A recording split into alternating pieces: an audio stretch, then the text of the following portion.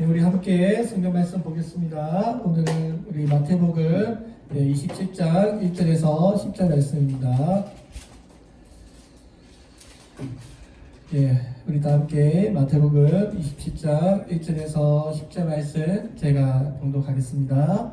새벽에 모든 제사장들과 백성들의 장로들이 예수를 죽이려고 함께 의논하고 결박하여 끌고 가서 총독 빌라도에게 넘겨주니라. 그때 예수를 판 유다가 그의 정죄됨을 보고 스스로 뉘우쳐 그 30을 대제사장들과 장로들에게 도로 갖다 주며 이르되 내가 무고한 피를 팔아 팔고 죄를 범하였도다 하니 그들이 이르되 그것이 우리에게 무슨 상관이냐 내가 당하라 하거늘 유다가 은을 성수에 던져놓고 물러가서 스스로 목매어 죽은지라. 대제사장들이 그 은을 거두며 이르되 이것은 핏값이라 성전고에 넣어둠이 옳지 않다 하고 의논한 후에 이것으로 토기장이의 밭을 사서 나그네의 묘지를 삼았으니 그러므로 오늘날까지 그 밭을 피밭이라 일컫느니라. 이에 선지자 예레미야를 통하여 하신 말씀이 이루어졌나니 이렇으되 그들이 그 가격 매겨진 자 곧 이스라엘 자손 중에서 가격 매긴 자의 가격 곧 30을 가지고 토기장이의 밭값으로 주었으니 이는 주께서 내게 명하신 바와 같으니라 하였더라. 아멘. 기도하겠습니다. 하나님 감사합니다. 오늘 이렇게 복된 주일날 사랑하는 성도들과 함께 주의 말씀을 나누고자 합니다. 오늘 하나님 앞에 우리가 신령과 진정으로 예배드리게 해주시고 하나님의 기쁘신 뜻을 깨달아서 하나님의 복된 공동체가 될 수 있도록 주님 복을 내려 주옵소서. 감사드리며 예수님의 이름으로 기도합니다. 아멘. 오늘 우리가 읽은 말씀은요 회개하지 아니한 가룟 유다와 대제사장에 관한 이야기입니다. 오늘 말씀에 보니 가룟 유다가 30냥을 가지고 예수님을 팔죠. 그 당시 화폐로 따지면 30은요 노예 한 사람의 몸값이라고 합니다. 많이 쳐주지 않죠. 굉장히 싼 값에 예수님을 팔아 넘겼던 것입니다.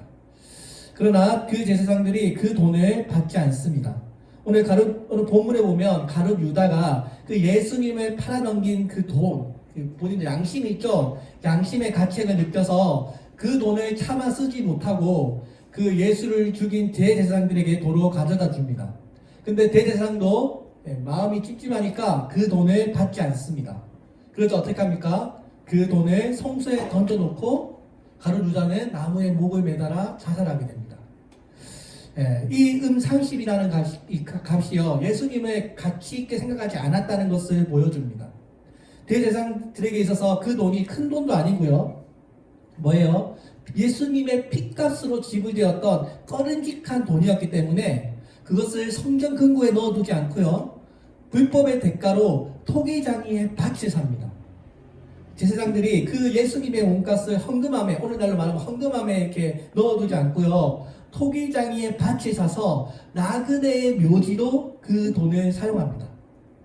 오늘 그 밭의 이름을요 예수님의 핏값으로 샀다고 해서 피밭이라고 불렸습니다. 여러분 세상적으로 보면 예수님께서 이 땅에 오셔서 이 피밭 하나를 남겨두고 가신 것입니다. 이 피밭, 그러니까 나그네들이 와서 묻히는 공동묘지도 이 예수님의 돈이 사용된 것입니다. 근데 오늘 말씀을 보면 이 마태복음, 이 마태가요 이 말씀이 예레미야의 예언을 성취했다고 말합니다. 예레미야 18장에 읽어보시면 하나님께서 예레미야에게 이렇게 말합니다. 이스라엘 집아 내가 이 토기장이가 하는 것처럼 너희에게 하지 못하겠느냐? 보아라 진흙이 토기장이의 손에 달린 것처럼 너희 이스라엘 집은 내 손에 달려있다고 말씀하십니다. 아주 유명한 토기장이 비유인데요. 하나님이 우리의 토기장이가 되시고 이스라엘 백성들은 하나님께서 빚어가시는 토기 그릇과 같습니다. 진흙 그릇과도 같습니다. 근데 여러분 이 하나님의 말씀에 불순종하자 이 토기장이가 이 진흙 그릇을 깨트리겠다는 것입니다. 너희가 하나님의 말씀 예레미야 선지자의 말을 듣지 않고 자꾸 마음대로 행하면 내가 그 그릇을 다시 깨트리고 내가 다시 만들겠다라고 하는 그 토기장의 비유를 지금 말씀하고 있습니다. 이것이요 하나님의 말씀에 불순종하는 그 이스라엘 백성들을 멸망시키겠다라고 하는 아주 무서운 경고의 말씀이었습니다. 하나님께서 이 예레미야 선지자에게 대제사장들을 불러서 그 흰놈의 골짜기라고 하는 곳에 가서 내가 여기서 너희들을 깨트리겠다라고 말씀합니다.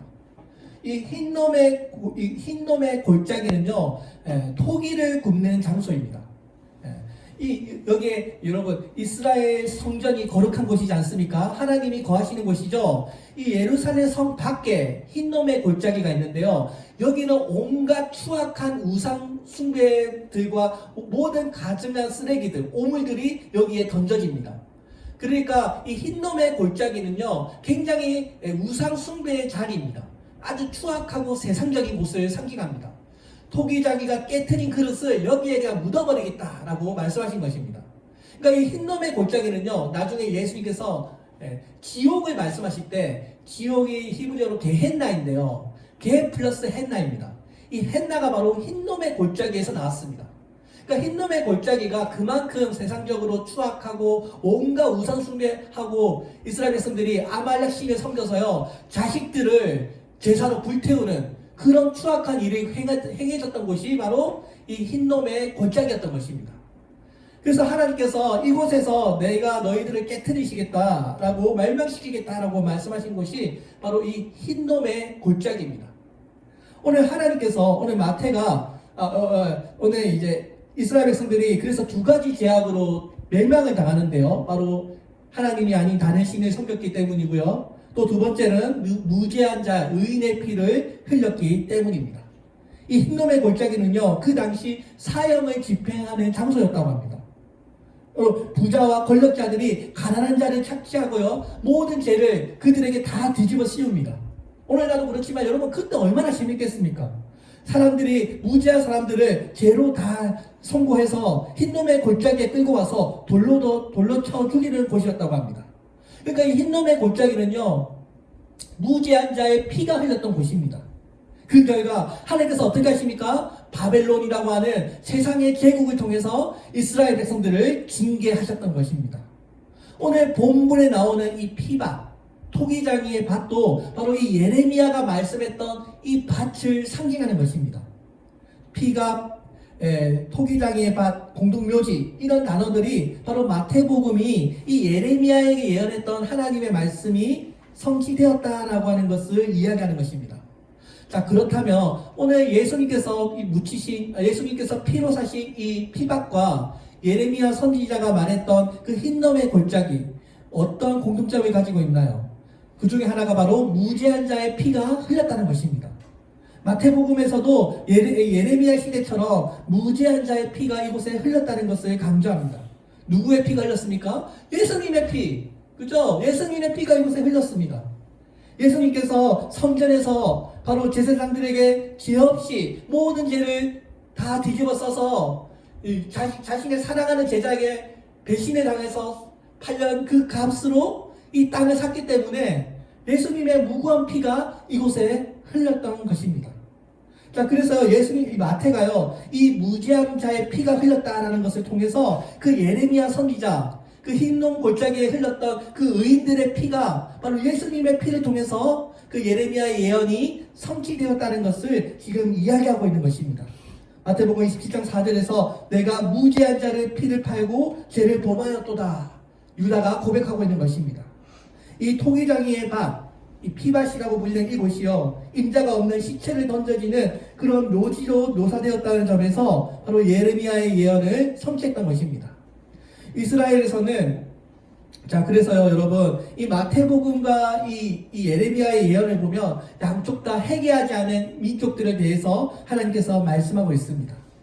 예레미야가 흰놈의 골짜기에서 이스라엘 백성들에게 죄를 회개하십시오 라고 외쳤지만 이스라엘 백성들은 회개하지 않았습니다. 예레미야와 마태복음 이 두 복음서가 다 이 하나님 앞에 불순종함으로 멸망하고 회개하라고 하는 그 경고의 메시지를 목이 터져라 외쳤지만 결국 그들은 무죄한 자의 피를 흘려놓고도 회개하지 않았습니다. 마태복음에서도 이 이스라엘 백성들이 회개하지 않음을 말씀하고 있는 것입니다. 대제사장들과 바로 유다가 회개하지 않는 것을 보여주는 것입니다. 오늘 우리가 이 성경의 말씀을 잘 묵상해 보면 이 예수님의 피값으로 사신 이 밭에 놀라운 하나님의 복음이 담겨져 있다는 것을 알게 됩니다. 사도행전 20장 28절에서 이렇게 말씀합니다. 여러분은 자기를 위하여 또는 온 양떼를 위하여 삼가라. 성령이 그들 가운데 여러분들을 감독자로 삼고 하나님이 자기 피로 사신 교회를 보살피게 하셨느니라. 여기 보면 또 예수님의 피로 산 것이 있습니다. 뭐예요? 교회. 이 교회가 바로 하나님 예수님의 피값으로 사신 바로 공동체라는 것을 이야기합니다. 고린도전서 6장 19절에서도 이렇게 이야기합니다. 너희 몸은 너희가 하나님께로 받은 바 너희 가운데 계신 성령의 전인 줄을 알지 못하느냐? 너희는 너희 자신의 것이 아니라 값으로 산 것이 되었으니 그런즉 너희 몸으로 하나님께 영광을 돌리라. 여기 고린도 교회를 향한 사도 바울이 뭐라고 얘기하나요? 너희의 몸은 거룩한 하나님이 거하시는 성전이고 예수님의 피값으로 산 것이 되었으니 거룩하게 살라라고 지금 권면하고 있습니다. 여기서도 교회 성도를 향하여 예수의 피값으로 샀다라는 표현을 하고 있습니다. 그러니까 여러분 오늘 이 교회 공동체는요 예수님의 피값으로 사신 하나님의 소유물입니다. 그 어느 것 하나 여러분 우리의 것이 없습니다. 여기 뭐 돈 가지고 태어나신 분 있습니까? 태어날 때 뭐 집 가지고 태어난 분 있습니까? 아무것도 없이 와서 아무것도 없이 돌아가지 않습니까? 우리의 몸은요 우리의 것이 아니라 하나님의 것이라는 것입니다. 그래서 오늘 너희의 것이 아니라 하나님께서 값으로 사셨다라고 말씀합니다. 그러니까 우리는 예수님께서 핏값을 주고 샀다는 것입니다. 완전히 우리의 소유권이 이전된 것입니다. 그래서 여러분 우리의 생명이 나의 것도 아니고요. 우리의 시간이 나의 것도 아니고요. 나의 재산도 나의 것이 아니고요. 전부 다 뭐예요? 하나님의 소유권입니다. 언제 우리가 이런 소유권의 이전이 일어났습니까? 우리가 예수 그리스도를 내 삶의 구주로 고백하는 순간 모든 소유권이 예수님께로 이전되었다는 것입니다. 우리의 모든 저주마저도 다 예수님께로 이전돼서 예수님이 그 저주를 축복으로 구원으로 바꾸어 주신 것입니다. 아멘이시죠? 자, 아까 제사장들은 그 예수님의 피값으로 무엇을 샀다고 했습니까? 공동묘지를 샀다고 했죠. 피밭, 나그네의 무덤을 샀다고 했습니다. 근데 바울은 이 예수님의 피값으로 무엇을 샀다고 이야기합니까? 교회를 샀다고 이야기합니다. 하나님은 밭을 사신 것이 아니고요. 교회를 사셨습니다. 오늘 예수님께서 이 땅에 유일하게 남겨둔 곳이 바로 이 교회입니다. 어쩌면 예수님께서 이 땅에 오신 이유가 바로 이 교회를 세우기 위해서 오신 것 같습니다. 이 교회는요, 자신의 목숨을 남기고 가는 곳입니다. 오늘 이 교회를 예수님의 몸이라고 말하는 것도 바로 예수님께서 핏값을 주고 사셨기 때문에 예수님의 몸이라고 이야기하는 것입니다. 그래서 이 교회 안에 들어오면요, 여러분 예수님의 피가 이곳에 흐르고 있는 것과 같습니다. 이 교회 안에는 여러분 보이지 않는 예수님의 피가 서려져 있는 곳입니다. 이 예수의 흔적이 얼마나 귀하면 성령을 보내어 내가 너희를 지키겠다고 말씀하고 있지 않습니까? 그러니까 교회 안에 모이고 있는 이 모든 성도들은요, 예수님의 핏값을 주고 사신 것입니다. 그리고 이 성령이요, 예수님의 핏값을 더럽히지 않도록 내가 너희들을 인도하는 역할을 하겠다라고 말씀하고 있는 것입니다. 성령께서 십자가에 흘리신 그 예수의 보혈의 피가 헛되지 않도록 예수님 성령 하나님께서 그냥 우리가 기도하면 응답해 주시는 우리의 소원만 들어주시는 분이 아니시라 성령 하나님께서 우리의 피를 예수님의 피값으로 사신 우리 교회 공동체를 거룩하게 지키겠다고 말씀하는 것입니다. 여러분, 자, 그래서요, 여러분, 사람을 피곤하게 하는 것이 무엇입니까? 우리의 옛 소유입니다. 그죠? 우리가 예수님 믿어서 새로운 생명력이 있지만 여전히 잔존하고 있는 욕심과 악의 세력이 우리 안에 있습니다. 그래서 우리는 살아있는 동안 계속해서 육신과 우리의 의로운 삶이 계속해서 투쟁하고 있습니다. 우리 안에 성령이 있다면 성령께서 우리를 예수님의 피를 기억하도록 인도하고 계십니다. 내 안에 의와 악이 싸우고 있을 때 성령 하나님께서 의로움이 승리할 수 있도록 우리를 인도한다는 것입니다. 오늘 하나님께서 이 교회 안에 예수님의 그 피 흘림, 예수의 흔적을 지키기 위해서 우리들 가운데 성령을 보내주셨습니다. 오늘도 성령님께서 우리가 예수님께서 나를 위해 피 흘리셨지, 예수의 그 피 흘린 사건을 잊지 않도록 우리를 지켜주고 계시는 것입니다. 여러분, 구약을 한번 생각해 보세요. 구약에 보면 성막에서 여러분 무엇을 합니까? 제사를 지냅니다. 이 동물을, 이 희생 제물을 통해서 제물이 우리를 대신해서 이 모든 죄가 동물에게 전가가 되고요. 이 동물을 불태움으로써 어떻게 됩니까? 그 향이 하늘로 올라가면서 하나님께서 그 향을 흠량하면서 우리의 죄를 속해 주십니다. 여기서도 어떤 향을 피워서 그 성전을 깨끗하게 했습니다. 이 구약의 제사는요, 동물의 제사의 피를 통해서 우리 인간의 죄를 깨끗하게 했습니다. 여러분, 그렇죠? 6월절에도 어린 양이 우리를 대신해서 죽음으로써 그 죽음의 재앙이 우리를 건너갔습니다. 양이나 염소나 송아지나 전부가 다 뭐예요? 동물의 피를 주고 우리의 죄를 속해 주었습니다. 이거는 이제 구약의 속죄 시스템입니다. 근데 오늘날 우리 교회는 어떻습니까? 예수님께서 자신의 생명을 우리에게 주었습니다. 양이나 염소나 동물의 피로 우리를 주고 산 것이 아니고요, 예수님의 피값으로 우리를 사셨습니다. 그러니까 예수님께서 동물로는 안 되고 스스로 우리에게 희생되셔서 자신의 생명을 우리에게 준 것입니다. 요한복음 1장 5절에서 이렇게 말씀합니다. 또 충성된 증인으로 죽은 자 가운데서 먼저 나시고 땅의 임금들의 머리가 되신 예수 그리스도로 말미암아 은혜와 평강이 너희에 있기를 원하노라. 우리를 사랑하사 그의 피로 우리 죄에서 우리를 해방하시고, 여기 또 한번 예수님의 피가 등장합니다. 예수님의 피로 우리를 해방하셨다. 요한계시록 5장 9절 10절에서 이렇게 말씀합니다. 새 노래를 하여 가로되 책을 가지시고 그 인봉을 떼시기에 합당하시도다. 일찍 죽음을 당하사 각 족속과 방언과 백성과 나라 가운데서 사람들을 피로 사서 하나님께 드리시고 저희로 우리 하나님 앞에서 나라와 제사장을 삼으셨으니 저희가 땅에서 왕노릇 하리라. 우리가 앞으로 하나님과 함께 왕노릇 하게 될 것을 믿습니다. 아멘. 근데 하나님께서 우리를 또 뭘로 사셨다고요? 피로 사셨어요. 여러분, 얼마나 여러분 하나님이 우리를 사랑하시면요, 이 땅 가운데 예수님께서 십자가에 달려 죽으신 만큼 우리를 사랑하고 계신다는 것입니다. 여러분, 예수님께서 흘리신 피값으로요, 이 교회를 세우셨고요, 예수님께서 흘리신 그 피값으로요, 오늘도 하나님께서 새로운 생명들을 계속해서 구원해나가고 계십니다. 오늘 우리가 죄사함을 어떻게 받았습니까? 동물의 피입니까? 양의 피입니까? 신천지나 아니면 여호와의 증인처럼 지금도 율법을 지켜서 어린 양의 6월절을 지켜서 우리가 구원을 얻습니까? 아니죠. 예수님께서 다 입으셨어요. 우리 기독교는요, 예수님의 이름을 높여드리는, 예수님의 피를 증거하는 교회입니다. 이 세상에 제사함을 받는 것보다 더 귀하고 보배로운 일이 없습니다. 영생을 얻는 일보다 더 귀하고 보배로운 일이 없습니다. 오늘 하나님께서 그 일을 이루시기 위하여 우리들을 위해서 보배로운 피를 흘리셨다는 것입니다. 그리고 그 예수의 피가 바로 이 교회 안에 흐르고 있습니다. 우리의 제사함의 은혜와 영생의 은혜와 또 교회 안에서의 어떤 화목의 은혜를 받고 예수님께서 이 피값으로 사신 그 교회로 우리가 나와야 할 줄로 믿습니다.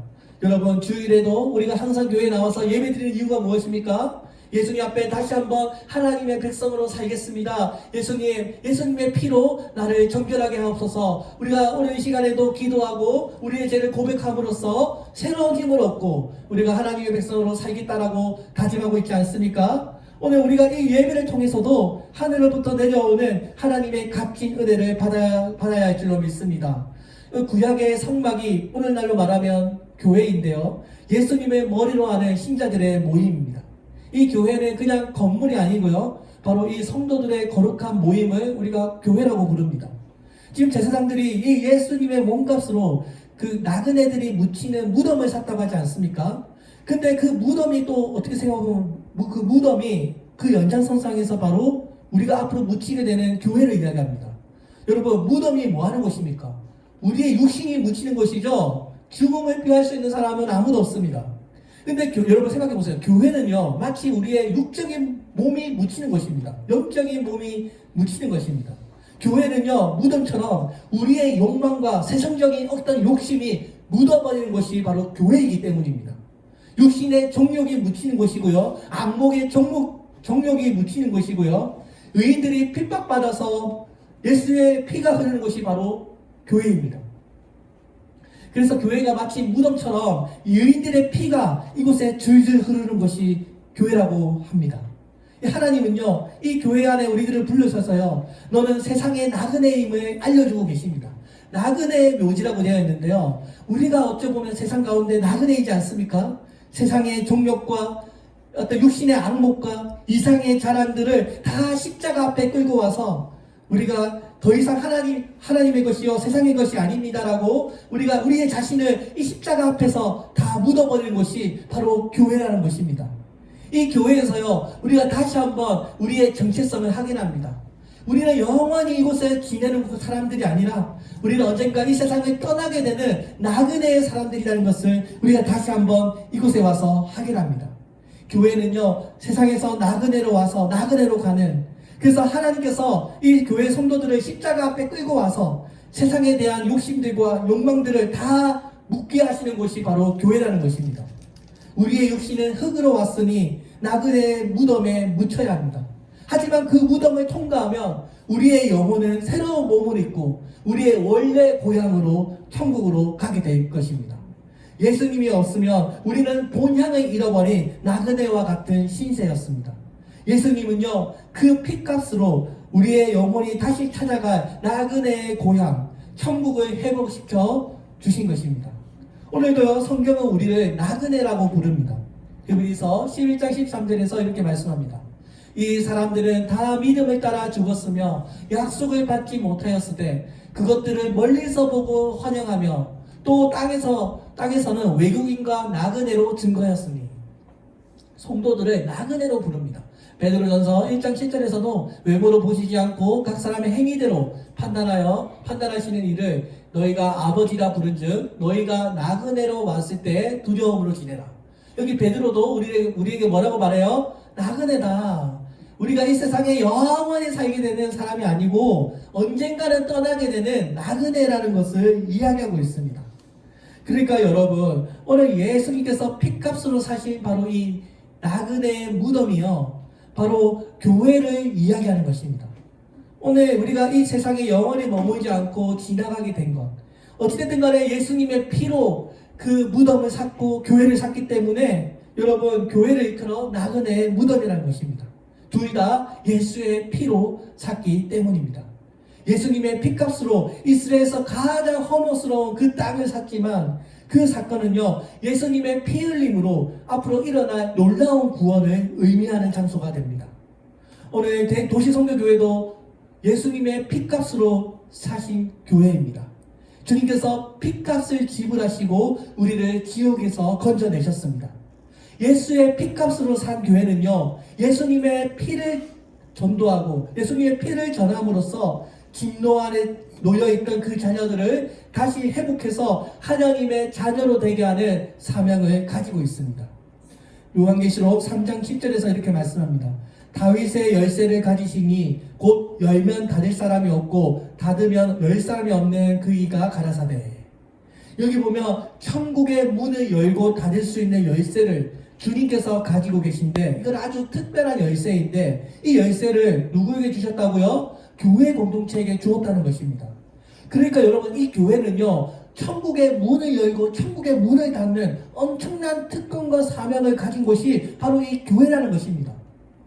여러분, 우리 교회가요, 입을 막아버리면요, 사람들 천국에 못 들어갑니다.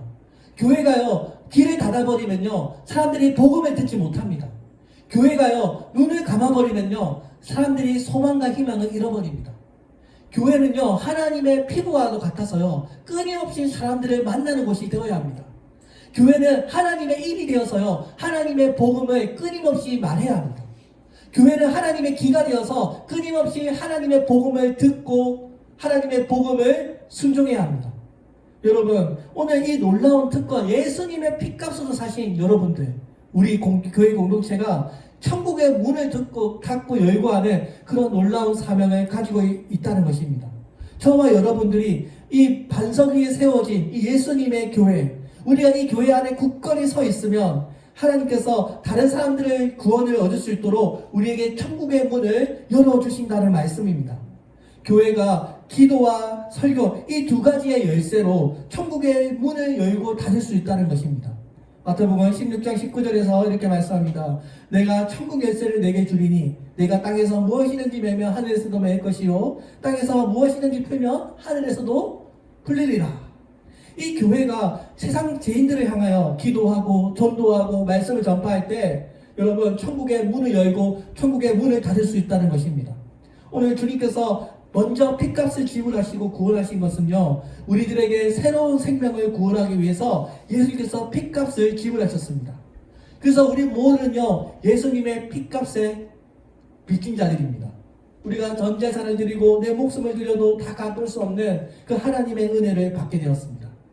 예수님께서 승천하신 지 10일 후에 오순절에 모든 제자들이 모여서 기도하실 때 성령이 그곳에 임했습니다.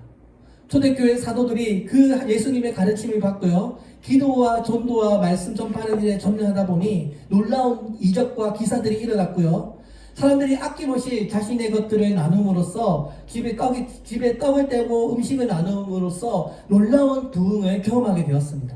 모일 때마다 예배드리고 흩어지면 전도하다 보니 예루살렘 교회와 안디옥 교회가 탄생하게 되었습니다. 성령께서 아주 강력하게 역사하시자 1120명에서 시작했던 그 제자들의 모임이 3000명, 5000명으로 점점 믿는 자의 숫자가 늘어나기 시작했습니다. 하나님께서 땅끝까지 복음을 전파하기 위해서 이들을 모으셨던 것입니다. 근데 이 제자들이요, 모이기만 하고 복음을 전파하지 않자 스데반이 순교를 당합니다. 스데반의 순교로 박해가 시작됨으로써 어떻게 됩니까? 사도들이 이제는 열방으로 흩어져서 가는 곳마다 복음을 증거하게 됩니다. 안디옥에도 교회가 세워지게 되고요. 그곳에서 바울과 바나바, 실라를 파송하고요. 안디옥 교회가 크게 부흥하고 발전됩니다. 하나님께서 세계 성교를 위해서 바울과 바나바를 안수를 받고 성도를 시작하게 됩니다. 그 이후로요, 사도 바울이 땅끝까지 복음을 전하겠다라고 하는 그 소임을 다해서 빌립보 교회를 세우고요, 데살로니가 교회를 세우고요, 고린도 교회, 에베소 교회, 우리가 알고 있는 수많은 교회들을 세우게 됩니다. 이것이요, 하나님의 교회가 시작된 역사입니다. 이렇게 시작된 그 2000년 전의 교회가 오늘날까지 이르게 되었습니다. 예수님께서 핏값으로 사신 그 공동묘지와 같은 그곳이 오늘 우리의 교회가 이어져 오고 있다는 것입니다. 중국의학자 존 칼빈은요, 하나님을 아버지로 믿는 자들에게는 교회가 어머니가 되어야 한다고 말했습니다. 그러니까요, 새로운 생명이 교회 안에 들어오게 되면요, 그 어머니의 보살핌과 같이 그 어린 자들을 잘 양육해야 한다는 것입니다. 이 땅에 여러분, 하나의 교회가 세워지는 것은요, 어머니가 한 아이를 잉태하고 출생하는 것과 같습니다. 교회가 어머니와 같이 그 아이를 낳고 또 새로운 생명을 계속 낳고 양육해서요, 그 세대에서 교회가 끝이 나지 않고 다른 세대로 이어지게 하는 사명을 가지고 있다는 것입니다. 여러분, 교회 안에 이렇게 계속해서 새로운 생명을 낳는 일이 이어지지 않으면요, 이 도시선교교회는 역사 속에 사라지고 말 것입니다. 여러분, 참된 교회는요, 한 세대에서 다음 세대로 반드시 이어져야 합니다. 오늘도 우리는 스스로 우리에게 질문해야 합니다. 우리 도시선교교회가 계속해서 불신자들을 향하여 복음이 잘 전파되고 있는가? 우리가 이 교회에 들어오는 성도들을 복음으로 잘 양육하고 가르쳐서 제자 삼는 일에 최선을 다하고 있는가? 우리가 이것을 날마다 질문해야 합니다.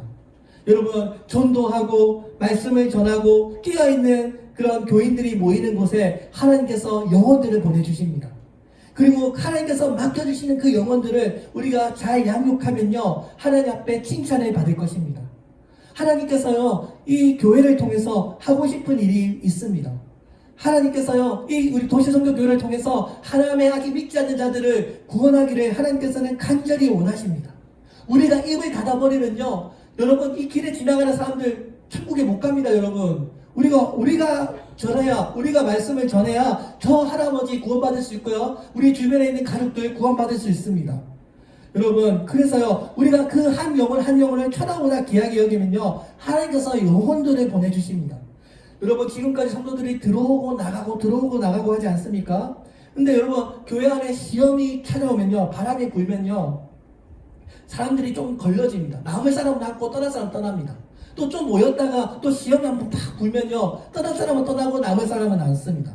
그리고 하나님께서 아직까지 우리 도시 성교교회에 보내주신 영혼들이 많아서 우리가 이렇게 지금 예배드리고 있는데요. 오늘 우리가 이 도시 성교교회, 이 하나님의 예수님의 피값으로 사신 이 피박, 예수님 나그네들이 묻히는 이 공동묘지, 여러분 이곳에 여러분 우리가 교회를 잘 지켜나가면 하나님께서 언젠가는 우리 교회를 들어 쓰실 줄로 믿습니다. 그때까지 우리가 열심히 주의 일을 잘 감당하고 주를 위해서 달려가야 할 줄로 믿습니다. 여러분, 교회가 어떤 곳입니까? 세상의 권력이나 어떤 권력이나 명예의 법칙을 따르는 것이 아니라 모두가 와서 함께 이룰 수 있는 그런 교회를 이루어 나가야 될 줄로 믿습니다. 시편 84편 1절 2절에서 다윗이 이렇게 말합니다. 주께 힘을 얻고 그 마음에 시온에 데려가 있는 자는 복이 있도다. 주의 궁전에서의 한 날이 다른 곳에서부터 첫날보다 나은즉 악인의 장막의 거함보다 내가 하나님의 문지기로 있는 것이 좋사오니. 오늘 사랑하는 성도 여러분, 제가 세상에 어떤 곳에 가더라도 그냥 교회의 문지기로 지내도 좋습니다. 이곳에요, 하나님의 축복이 있습니다, 여러분. 이 교회에 발을 디디면요, 하나님께서 하늘의 문을 여시고요, 하늘의 온갖 보물들을 우리에게 내려주십니다. 오늘 이곳에 모여있는 여러분들, 우리가 이 세상에 주님의 몸된 교회를 잘 섬기면요, 초대교회에 있었던 그 놀라운 성령 충만의 역사, 또 예수님께서 살아 역사하는 그런 공동체가 이루어질 줄로 믿습니다. 오늘 여러분들에게 맡겨진 소임을 잘 감당하시고요. 오늘 예수님께서 우리를 위하여 피 흘려셔서 이 교회를 세우셨듯이 오늘 예수님께서 우리의 이런 섬김과 이런 헌신을 통하여 귀한 교회를 세워나갈 줄로 믿습니다. 오늘 우리가 하나님께 거저받은 이 은혜를 또 다른 사람들에게 거저줄 수 있는 주님의 은혜를 흘러내보내는 그런 복의 통로가 되시기를 주님의 이름으로 축원드립니다. 아멘. 기도하겠습니다. 살아계신 하나님 아버지 감사합니다. 오늘도 이렇게 하나님의 피값으로 사신 이 교회를 주님